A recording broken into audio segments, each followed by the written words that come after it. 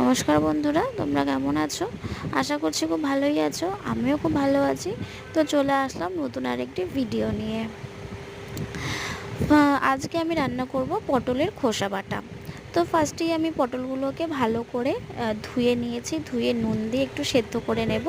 সেদ্ধ হয়ে গেলে পরে আমি দুটো কাঁচা লঙ্কা, দুটো শুকনো লঙ্কা, কয়েক কোয়া রসুন, 1 চামচ কালো জিরে দিয়ে ওটাকে মিক্সার গ্রাইন্ডারে পেস্ট করে নেব। পেস্ট করা হয়ে গেলে পরে আমি কড়াইতে তেল, বেশ খানিকটা সর্ষের তেল দিয়ে আমি তেলটা গরম হয়ে গেলে পরে আমি ওই পেস্টটাকে দিয়ে দেব। তারপরে একটু নুন, হলুদ দিয়ে আবার বেশ খানিকটা নাড়বো। নাড়ানো হয়ে গেলে তারপর একটু মিষ্টি দেব, দিয়ে আবার একটু নাড়িয়ে একটু শুকনো শুকনো হয়ে গেলে পরে আমি নামিয়ে দেব। যদি তোমাদের ভিডিওটা ভালো লাগে লাইক, কমেন্ট, শেয়ার করবে, চ্যানেলটাকে সাবস্ক্রাইব করবে।